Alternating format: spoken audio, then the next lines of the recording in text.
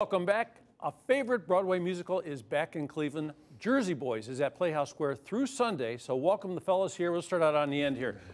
Name and who you play. I am Mike Milton. I play Nick Massey. How about a round of applause? There you go. How about, there you go. Eric Chambliss. I play Bob Gaudio.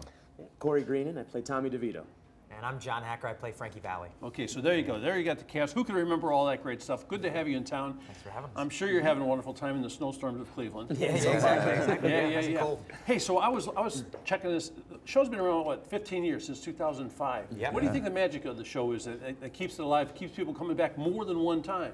I think the thing that brings people back the most is the music. I mean, we've talked about it over and over. The music, each song, I mean, the songs that you know and love and the songs that maybe you didn't know Frankie Valli and the Four Seasons sang, I mean, it brings people back to an emotion, a time in their life, and I think that is what brings people back the most, is the music and the love for the music and the love for the time period, you know? Mm-hmm. How about connecting with the characters? Like, you get the character's the right character for you. You see you guys on screen there.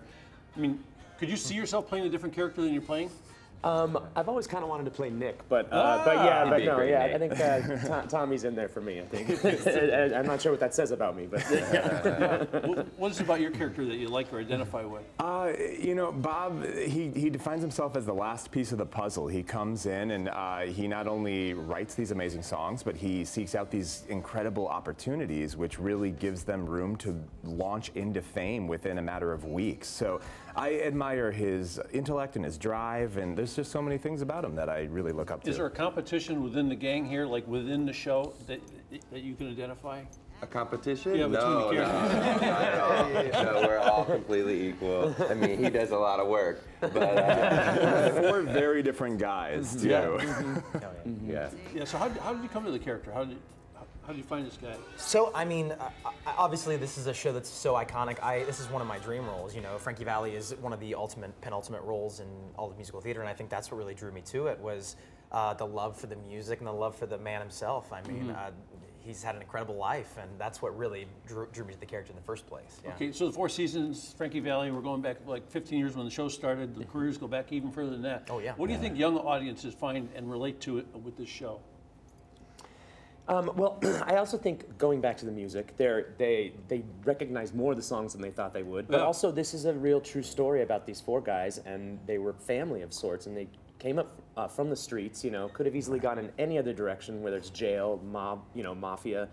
And I think that's interesting to see the struggle behind the music and what led them to the stardom and the fame that they achieved. You mentioned, you said people recognize the music and they didn't think they might not recognize the music. Yeah, but when you catch them recognizing music and you see them reacting to it, you sort of get lost in their excitement sometime watching them? Oh, it watching the audience? Absolutely. Yeah, for sure. That recognition applause kicks in, and we're like, all right, we're gonna do a good job on this one. I remember when I saw the show for the first time too. I didn't know that so many of those songs were Frankie Valli and the Four Seasons. I knew them, but I didn't know that it was the Four Seasons. You know, so that's what's so cool. Yeah, it's a fun discovery. That energy you create too. I mean, we're talking about the younger audiences, but how about the older audiences? They see this and they go down memory lane with this thing, don't they? Oh yeah. Exactly.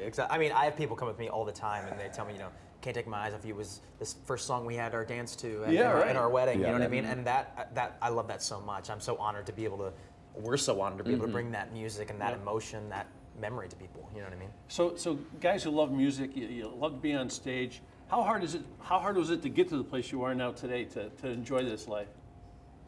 Well, being an actor, it's always a struggle, you know. You're it's always the next job, right? Exactly, like the next job, and you're operating, you know, doing this amazing thing, and then once the contract's over, you're like, all right, what's the next one? So we always say auditioning is the actor's job. When you get the job, it's your vacation. So right now, we're on vacation. We're enjoying the heck out of it, you know. So I think of shows you've done before. You leave a character and you move on to the next one. What's that feel like?